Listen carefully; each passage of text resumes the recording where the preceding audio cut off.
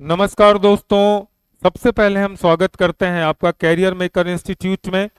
और आपके सामने फिर हाजिर हैं हम 25 मई 2023 की नई करंट अफेयर की क्लास को लेकर के। तो चलिए शुरू करते हैं। लेकिन शुरू करने से पहले, जैसे कि हम हमेशा आपको एक प्रश्न देते हैं पिछले वीडियो में, जिसके आंसर को हम कमेंट्स बॉक्स में उम्मीद करते हैं आपसे आप सभी उसका जवाब देते हैं, और सभी के जवाब लगभग सही होते हैं। तो चलिए दोस्तों, देखते हैं कि हमारा कल का सवाल आपके लिए क्या था। तो कल का सवाल था कि हाल ही में तीर्थयात्रियों को मुफ्त हवाई सेवा प्रदान करने वाला पहला राज्य कौन सा बना है। चार ऑप्शंस हैं: मध्य प्रदेश, उत्तराखंड, उत्तर प्रदेश और हिमाचल प्रदेश। तो दोस्तों, सही जवाब है इसका मध्य प्रदेश। मध्य प्रदेश हाल ही में तीर्थयात्रियों को मुफ्त हवाई सेवा यात्रा प्रदान करने वाला देश का पहला राज्य बना है। ये देखिए, मुख्यमंत्री तीर्थ दर्शन योजना के अंतर्गत वायुयान से तीर्थ यात्रा का शुभारंभ किया। पहली यात्रा भोपाल से प्रयागराज को हुई 21 मई 2023 को।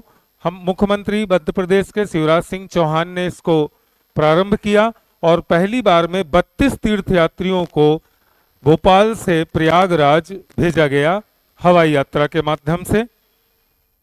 आज का पहला प्रश्न है दोस्तों करंट अफेयर का: किस संस्था ने world economic situation and prospects report जारी की है। चार ऑप्शंस हैं: यूएन, आरबीआई, आईएमएफ और वर्ल्ड इकोनॉमिक फोरम। तो मित्रों, इसका सही जवाब है यूएन, संयुक्त राष्ट्र। विश्व आर्थिक स्थिति और संभावनाएं report, world economic situation and prospects report हाल ही में संयुक्त राष्ट्र द्वारा जारी की गई। इस रिपोर्ट के अनुसार 2023 में वैश्विक आर्थिक विकास दर 2.3% रहने की उम्मीद है।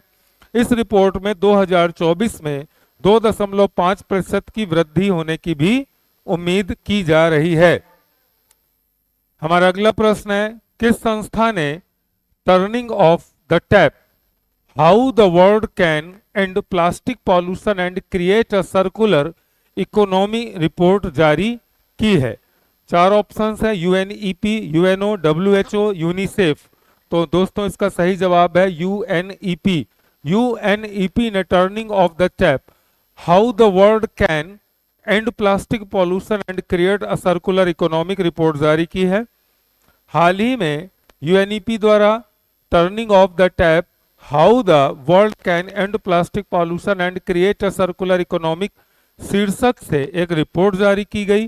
इस रिपोर्ट के अनुसार वैश्विक प्लास्टिक प्रदूषण को, माने ग्लोबल प्लास्टिक पॉल्यूशन को 2040 तक 80% कम किया जाएगा यदि मौजूदा तकनीकों का उपयोग करके गहरी नीति और बाजार में बदलाव किया जाए और सर्कुलर अर्थव्यवस्था में बदलाव लाया जाए। तो 2040 तक 80% तक प्लास्टिक का यूज कम हो जाने की संभावना व्यक्त की गई है। हमारा तीसरा प्रश्न है: LOGISEM 23 राष्ट्रीय लॉजिस्टिक प्रबंधन संगोष्ठी का मेजबान कौन सा शहर है। चार ऑप्शंस हैं: नई दिल्ली, सूरत, कोलकाता और मुंबई। तो दोस्तों, इसका सही जवाब है नई दिल्ली। नई दिल्ली लॉगिसेम, माने LOGISEM 23 राष्ट्रीय लॉजिस्टिक प्रबंधन संगोष्ठी का मेजबानी करेगा। लॉगिसेम 23 राष्ट्रीय लॉजिस्टिक प्रबंधन संगोष्ठी हाल ही में इस वर्ष आयोजित की गई थी। इसका आयोजन leverage emerging global supply chain to enhance logistic capabilities while absorbing disruption theme पर आयोजित किया गया। हमारा अगला प्रश्न है: प्रतिवर्ष दुनिया भर में अंतरराष्ट्रीय जैव विविधता दिवस कब मनाया जाता है। International day for biological diversity कब मनाया जाता है दोस्तों। इसका सही जवाब है 18 मई। 18 मई को प्रतिवर्ष दुनिया भर में अंतरराष्ट्रीय जैव विविधता दिवस मनाया जाता है। हमारा अगला प्रश्न है: किस टेनिस खिलाड़ी ने इटालियन ओपन 23 में पुरुष एकल का खिताब जीता है? चार ऑप्शंस हैं, नोवाक जोकोविच, होल्गर रूने, डेनिल मेदवेदेव और रोबिन हासे। तो दोस्तों इसका सही जवाब है डेनिल मेदवेदेव। डेनिल मेदवेदेव ने इटालियन ओपन 2023 में पुरुष एकल का खिताब जीता। यह है डेनिल, जो आपकी स्क्रीन पर दिखाई दे रहे हैं।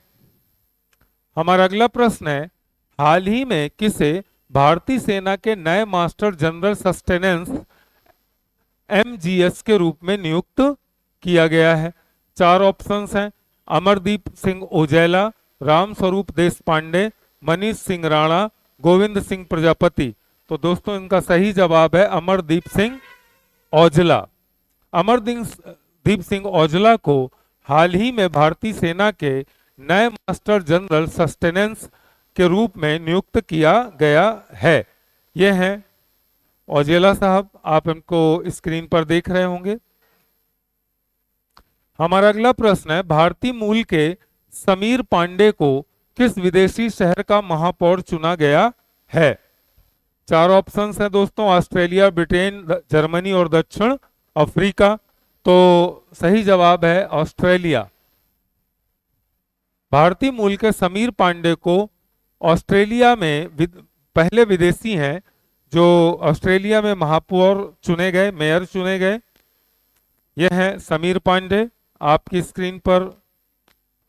आगे हमारा अगला प्रश्न है, 100 घंटे में 100 किलोमीटर सड़क बनाना दुनिया का पहला देश कौन बना? 100 घंटे में 100 किलोमीटर सड़क बनाने वाला दुनिया का पहला देश कौन सा बना? चार ऑप्शन है, भारत, ऑस्ट्रेलिया, दक्षिण अफ्रीका और श्रीलंका। तो आपको जानकर आश्चर्य होगा, जहां पर सड़कें का हाल तो आप जानते हैं, लेकिन फिर भी भारत एक ऐसा देश है जिसने 100 घंटे में 100 किलोमीटर सड़क बनाने का बनाया है। हमारा अगला प्रश्न है, RRR फिल्म में विलेन की भूमिका निभाने वाले किस अभिनेता का 58 साल की उम्र में निधन हो गया है? रे स्टीवेंसन, टॉम क्रूज, मैकमोहन, इनमें से कोई नहीं। टॉम क्रूज नहीं है, ये मिशन इम्पॉसिबल सीरीज के अभिनेता हैं। मैकमोहन फिल्म में हिंदी अभिनेता है, सांभा का रोल किया था। तो निश्चित है सही जवाब होगा रे स्टीवेंसन। रे स्टीवेंसन RRR फिल्म में विलेन की भूमिका निभाई थी इन्होंने, और इनकी 58 साल में मृत्यु हो गई। हमारा अगला प्रश्न है, नेशनल ब्रदर्स डे कब मनाया जाता है? राष्ट्रीय भाई दिवस कब मनाया जाता है दोस्तों? चार ऑप्शंस हैं, 24 मई, 23 मई, 10 सितंबर, 10 अक्टूबर। तो सही जवाब है दोस्तों 24 मई। 24 मई को नेशनल ब्रदर्स डे मनाया जाता है। यह नेशनल ब्रदर्स डे का एक खूबसूरत सा तस्वीर है दो भाइयों की। हर साल 24 मई को नेशनल ब्रदर्स डे के तौर पर मनाया जाता है। इस दिन को सेलिब्रेट करने की शुरुआत वैसे तो अमेरिका में हुई थी, लेकिन धीरे धीरे ऑस्ट्रेलिया, रूस, जर्मनी और फ्रांस समेत तमाम देशों में मनाया जाने लगा। अब भारत में भी इस दिन को सेलिब्रेट किया जाने लगा है।